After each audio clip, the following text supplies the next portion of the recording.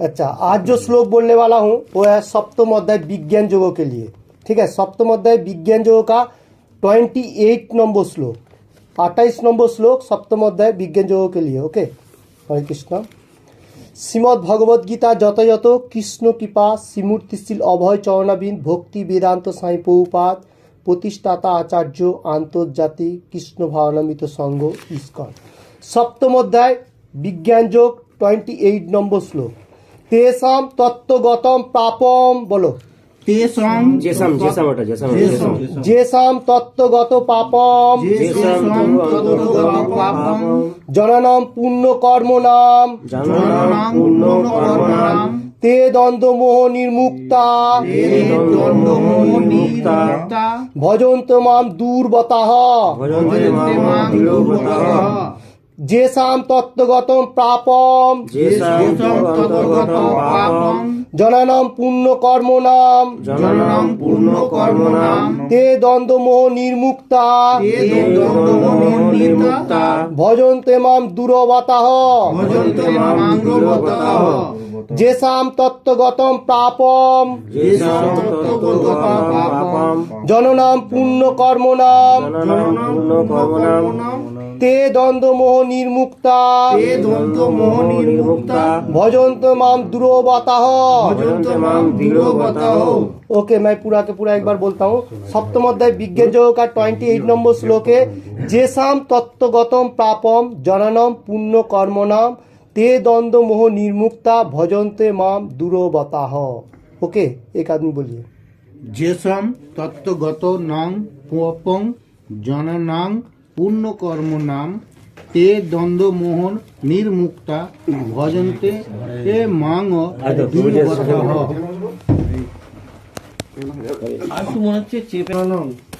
পুণ্য কর্মনাম তে দন্ত মোহ নিযুক্ত নির্মুক্ত ভজন্তে মাং দৃঢ়বত্তাহ। প্রভুজি, যেসম তত্ত্বগতম পাপম জননম পূর্ণ কর্মণম তে দ্বন্দ্ব মোহি নির্মুক্তা ভজন্তে মাম দূরবতাহ। আপনি বলুন প্রভুজি। যেসাম তত্ত্বগতং পাপ জননাম পূর্ণ কর্মণাম তে দন্ত মোহনী মুক্তা ভজন্তে মাং দৃঢ়বতাং। बताओ। अच्छा प्रभुजी, अच्छा আপনি বলুন। जेषां तु अन्तर्गतं पापं जननं पूर्णकर्मणं ते द्वन्द्वमोह निर्मुक्ता भजन्ते मां दृढवताः। প্রভুজি आप बोलिए। আপনি বলেন। যেসাম তন্ত্রগতম পাপম জননম পূর্ণ কর্মণম তে দ্বন্দ্ব মোহ নির্মুক্তা ভজন্তে মাং দৃঢ়ব্রতঃ। वेरी गुड, आप बोलिए।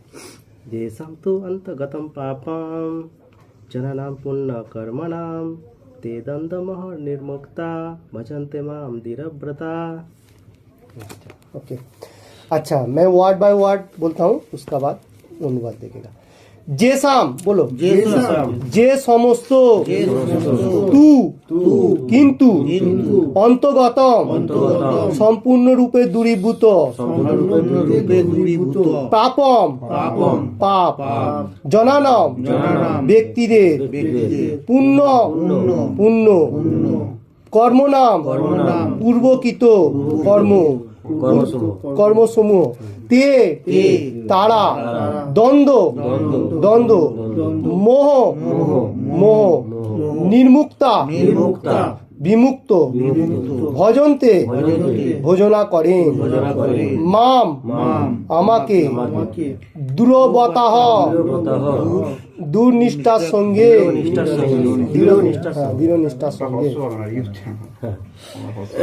अच्छा ओके, अनुवाद আমি দেখছি। ये जो श्लोक है, अच्छा ओके, जेसाम तत्त्वगतम पापम जननम पुण्य कर्मणाम ते द्वंद्व मोह निर्मुक्ता भजन्ते माम दृढ़बताह। ओके, इसका बांग्ला अनुवाद আমি দেখছি। যে সমস্ত পুণ্যবান ব্যক্তির পাপ সম্পূর্ণরূপে দূরীভূত হয়েছে এবং যারা দ্বন্দ্ব মোহ থেকে মুক্ত হয়েছেন তারা দূরনিষ্ঠার সঙ্গে আমার ভজনা করে, दृढ़ निष्ठार संगे हमार भजना करे। अच्छा ओके, तो इसका अनुवाद मैं हिंदी में बोलता हूँ। जे समस्त मतलब जो लोग पुण्यवान है, परफेक्टली कौन आदमी पुण्यवान है, भगवान इधर जो बता रहे मीनिंग्स में, जो लोग भगवान का द्वंद्व और मोह, काल जो श्लोक था वो जो इच्छा देश समुथे न द्वंद्व मोह न भारत, काल का जो श्लोक था उसमें जो था द्वंद्व भाव का जो सुख दुख एवरीथिंग था, वो जो है वो उसको द्वंद्व और मोह बोलता है। वो क्रॉसिंग करके जो लोग मुक्त पुरुष होता है वो लोग क्या करता है, दृढ़ निष्ठा का साथ साथ वो भगवान का भजना करता है। इसका मीनिंग सही है। मतलब ये जो श्लोक है इसमें भगवान ने जो बता रहे पुण्यवान व्यक्ति जो होगा वो भगवान का दृढ़ निष्ठा का साथ साथ मतलब प्रयास करेगा और भगवान का गुणगान भी करेगा और भगवद गीता पाठ करेगा और हरे कृष्ण महामंत्रों का जप करेगा। कौन करेगा? जो पुण्यवान व्यक्ति है। ओके, पुण्यवान व्यक्ति और भी सारी है, जो लोग दान ध्यान करता है। ओके, जो लोग मंदिर में दान करता है वो भी पुण्यवान व्यक्ति है। वो भी धीरे धीरे उसका पाप क्षय हो जाता है तो वो भी पुण्य अर्जन करता है। और भगवान का जो अभी जो कलियुग का जो महामंत्र दिया गया उसका जो अभी ये जो वर्ल्ड में जो प्रोग्राम चल रहे, क्या बोलते हैं, जो नामहट्टो का प्रोग्राम एवं मंदिर का जो इस्कॉन का जितना सारी मंदिर है उसमें जो आदमी लोग दान करता है वो आरो भाग्यवान पुण्यवान होगा। क्योंकि जड़ जागतिक के कोई कोई आदमी को मालूम नहीं चल रहे जो मतलब किसको दान करेगा। हम लोग अगर मंदिर में दान करेगा वो प्रसाद रूप पे सब आदमी को बांटेगा तो वो सबसे पुण्यवान होगा। जो आदमी ऐसा पुण्यवान होगा वो दृढ़ निष्ठा का साथ भगवान को प्राप्त होगा और भगवान का भोजना करेगा। ओके, इस श्लोक में इतना बोल रहा है जो भगवान जो कौन पुण्यवान व्यक्ति मतलब परफेक्टली पुण्यवान हो सकते हैं। कोई कोई आदमी ऐसा भी है जो मतलब क्या मतलब जो लोग को मतलब दान देगा वो आदमी परफेक्ट नहीं है। वो ड्रिंक अल्कोहल जितना सारी नशा भी करता है। आप उसको कितना रुपीस भी दान करो तो वो पाप आपको भी आ जाएगा। इसलिए आप लोग क्या कर सकते हैं, मंदिर में डोनेट करेगा वो प्रसाद रूप में हर जगह में बांटा जाएगा, वो सबसे परफेक्ट होगा क्योंकि उसमें वेजिटेरियन भी होगा और सब आदमी आनंद में खा सकता है, भगवान का नाम भी कर सकते हैं। ये वो जो पुण्यवान व्यक्ति है वो द्वंद्व एवं मोह जितना सारी सुख दुख को मिलेगा उसका साथ मुक्त हो जाएगा और भगवान का ज्यादा से ज्यादा प्रयास करेगा। ओके, तात्पर्य में मैं देखता हूँ पहले बांग्लाते। যারা অপ্রাকৃত স্তরে উন্নতি হওয়ার যোগ্য তাদের কথা এই শ্লোকে উল্লেখ করা হয়েছে, কিন্তু যারা পাপী নাস্তিক মূঢ় ও প্রবঞ্চক তাদের পক্ষে ইচ্ছা ও দেশের দ্বন্দ্ব থেকে মুক্ত হওয়া অত্যন্ত দুষ্কর। কেবল যারা ধর্মীয় বিধি বিধান পালনপূর্বক জীবন অতিবাহিত করছেন এবং যারা পুণ্য কর্ম করেছেন এবং পাপের ফল থেকে মুক্ত হয়েছেন তারাই ভগবানের শরণাগত হতে পারেন এবং ক্রমে ক্রমে পূর্ণজ্ঞান লাভ করে পরমেশ্বর ভগবানকে জানতে পারেন। তখন তারা পরমেশ্বর ভগবানের ধ্যানে ধীরে ধীরে সমাধিস্থ হতে পারেন। এটি আধ্যাত্মিক স্তরে উন্নতি হওয়ার পন্থা।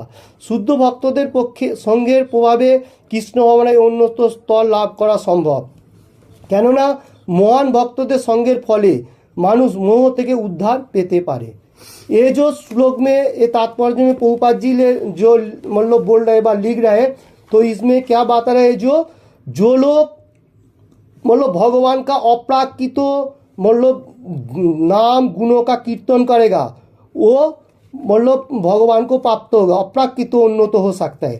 और कोई कोई आदमी है पापी नास्तिक मूर्ख और प्रवंचक, मतलब पापी जो होगा नास्तिक मूर्ख प्रवंचक जो लोग है वो लोग भगवान को प्राप्त नहीं हो सकते और वो लोगों को इच्छा देश द्वारा द्वंद्व থেকে मुक्त हुआ अत्यंत दुष्कर हो जाता है, क्योंकि वो लोगों को ज़्यादा से ज़्यादा प्रयास होता है जो हर चीज़ मेरा है। काल जो बात है तो वही श्लोक आज का भी थोड़ा बहुत दिया हुआ है। इच्छा देश उसमें से क्रॉसिंग करके जिस टाइम वो दूर व्यक्ति मतलब दुराचार व्यक्ति क्रॉसिंग करके ऊपर आएगा तो वो भगवान को प्राप्त होगा। और भी सारी विधि विधान जो है पालन करने के लिए वो क्या है, पुण्य कर्म के लिए करने का प्रयास होएगा भी मुक्त हो सकता है। तो हम लोगों को कैसे पुण्य कर्म कर सकते हैं वो बारे में हम लोग मतलब 9 अध्याय का 26 या 7 नंबर कौन सा नंबर श्लोक में बताया, जो ना धनम ना जनम सॉरी अच्छा भगवान जो बता रहा है इधर, जो पुण्य कर्म मतलब पुण्य कर्म जो अच्छा मतलब किधर पुण्य कर्म करने के लिए मुक्ति प्राप्त हो सकता है। कोई कोई आदमी ऐसा किधर भी मतलब पैसा डाल देता है, सोचेगा जो ये पुण्य कर्म है। ओके, वो पुण्य कर्म परफेक्ट नहीं हो सकता है, क्योंकि भगवान ने 9 अध्याय का 27 नंबर श्लोक में क्या बात है वो हम लोग देख लेता हूँ एक बार। जत क्रोशी जत स्नासी जोज्जुहोसी ददाती जत तपस्वी कुंतियो तत् कुरुस्व मदर्पणम। मतलब आप जो कर रहे, जो कुछ भी करेगा वो भगवान के लिए करना चाहिए। जत क्रोशी जत स्नासी जोज्जुहोसी ददाती जत तपस्वी, तपस्या भी भगवान के लिए होना चाहिए। और जो दान कर रहे वो भी भगवान के लिए। तो हम लोगों को क्या करना चाहिए, मंदिर पे दान करेगा वो प्रसाद रूप में बांटेगा, तो पुण्य कर्म परफेक्ट होगा। कोई आदमी को ऐसा हम लोग खाना भी दे सकते हैं किधर भी रोड घाट में, क्योंकि पैसा नहीं दे सकते, पैसा देगा तो वो दूसरा काम पे लगा सकते हैं। ये हम लोगों को ध्यान रखना चाहिए ज़्यादा से ज़्यादा टाइम। ओके, तो इसलिए भगवान इधर बात रहा है, जो लोग परफेक्टली मानेगा वो धीरे धीरे परमेश्वर भगवान को जानने को प्रयास होगा, और धीरे धीरे भगवान का समाधि में मतलब विलीन मतलब भगवान का साथ, जो भगवान गोलोक वृंदावन में जाने के लिए सोचेगा वो आध्यात्मिक मार्ग में जाएगा। और जो लोग मोहच्छन्न होएगा वो लोग नहीं जा सकेगा, द्वंद्व भाव ज्यादा रहेगा, जैसा सब कुछ मेरा है कल जो बताया था वही बात इधर बात है। इसका बाद मैं देखता हूँ बांग्लाते बोलছি। শ্রীমদ্ ভাগবতে 5 অধ্যায় 5 স্কন্ধ 5 অধ্যায় 2 নম্বর শ্লোকে বলা হয়েছে যে যদি কেউ জড়জগতের বন্ধন থেকে মুক্ত হতে চায় তাকে অবশ্যই ভগবত ভক্তের সেবা করতে হবে। মহৎ সেবাম দারো মাহু বিমুক্তেন হ। কিন্তু বিষয়ে লোকেদের সঙ্গের প্রভাবে মানুষ জড় অস্তিত্বের অন্ধতম প্রদেশের দিকে ধাবিত হয়। তম দারম যোশিতম সঙ্গী সঙ্গম। ভগবানের সমস্ত ভক্তেরা মোহচ্ছন্ন মানুষদের উদ্ধার করবার জন্য এই পৃথিবী পর্যটন করেন।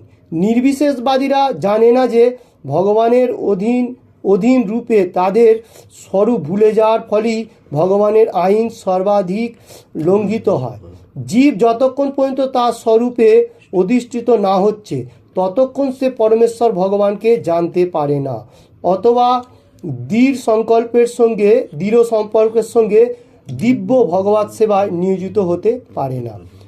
ये जो श्लोक में जो तात्पर्य में बताया गया, जो श्रीमद् भागवत में 5 स्कंध 5 चैप्टर और 2 नंबर श्लोक का जो बोला गया, उसमें क्या बताया, जो भगवत का जो लोग भगवत का प्रयास कर रहे हैं, मतलब जो लोग गुरु महाराज है वो लोग जो हर जगह में प्रचार कर रहे हैं वो लोगों को हम लोगों को सेवा करना चाहिए। तो ये महत् काम करेगा तो हम लोग भगवान को झट से जड़ बंधन से मुक्त हो सकते हैं, क्योंकि भगवान का जो गुणगान कर रहे हैं हर वर्ल्ड में प्रचार कर रहे हैं मतलब, तो वो महात्मा होगा, क्योंकि वो हम लोगों को भगवत सेवा के बारे में एवरीथिंग बताएगा। ये श्लोक में वही बात बता रहे। और इसमें क्या होगा, जो हम लोगों को मोहच्छन्न जो मतलब माया का जाल में नहीं पड़ना पड़ेगा, और जो भक्त होगा, जो लोग भक्तों का सेवा करेगा वो क्या होगा, तो निर्विशेषवादी ज्ञान का भी जो प्रयास है वो भी ऊपर होएगा, उसका भी ऊपर लंघन होएगा। और जो लोगों को मालूम नहीं चल रहे वो लोग भगवान का जो रूल रेगुलेशन है उसको बारे में नहीं मालूम होके जड़ जगत में मतलब मेटेरियल जगत में ज़्यादा से ज़्यादा एक्टिव रहेगा। ओके, जिस टाइम गुरु महाराज एवं शुद्ध भक्तों का हम लोग संग करेगा, सत्संग करेगा, और मतलब सत्संग करने के साथ साथ ऊपर आएगा, तो हम लोग भगवान का दिव्य जो ज्ञान है दृढ़ संकल्पों के साथ, तो हम लोगों को हर चीज़ों का मालूम होगा और प्रयास भी होगा। और हरे कृष्ण महामंत्रों का जो भगवान श्री चैतन्य महाप्रभु जो बताया उसका भी नाम गुणों का कीर्तन करेगा तो अच्छा होगा। तो भगवत का सेवा करने का सबसे अच्छा है, क्योंकि ये श्लोक जो है ये श्लोक बहुत इंपॉर्टेंट है, क्योंकि ये श्लोक में भगवान इतना ही बता रहे हैं जो लोग भक्तों का सेवा करेगा ज़्यादा से ज़्यादा, वो लोग भगवान को झट से प्राप्त होगा। तो परफेक्टली भक्त जो होगा, गुरु महाराज लोग जो है उसका नीचे नीचे जितना सारी होगा, वो लोगों को हम लोग को कैसे सेवा करने का, जो भी पोजीशन में हो सकता है उतना सेवा करने का। ओके, कोई आदमी मतलब बुक डिस्ट्रीब्यूशन कर सकता है, वो भी एक सेवा है। कोई आदमी मंदिर में दान करेगा, वो भी सेवा है, क्योंकि हम लोगों को प्रयास होना चाहिए। पुण्य होगा तो, पुण्य कर्म करेगा तो झट से हम लोग भगवान को प्राप्त हो सकते हैं, क्योंकि हम लोगों को प्रयास होना चाहिए। जो भगवान का जो गुणगान कर रहे हैं वो लोगों को सेवा करने, कोई भी कामों के सेवा होना चाहिए। ये श्लोक में इतना ही बात आ रहा है। और उसका बाद शनिवार एवं संडे के लिए, अगला शनिवार के लिए रहेगा जो 29 नंबर श्लोक, 7 अध्याय का 29 नंबर श्लोक है। जरा मरण मोक्षाय नामोशिष्य जतन्ति जे ते बम्बो तत् विदुह कित्सनम धात्मम कर्म चाकिलम।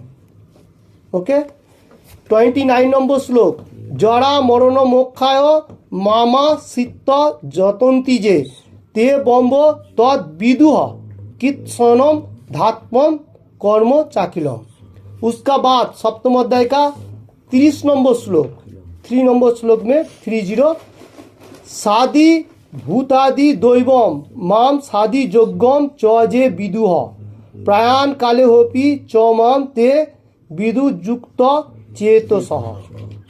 ओके, संडे के लिए, अगला हफ्ता के लिए जो रहेगा, सादि भूता धी दैवम माम सादि योग्यम च जे विदुह प्रयाण काले होपि च माम ते विदु युक्त चेतसः। एक वर्ड का मैं बात कर रहा हूँ। इस पे क्या बताया, भगवान का भजन कर सकता है कौन, इस पे बताया है।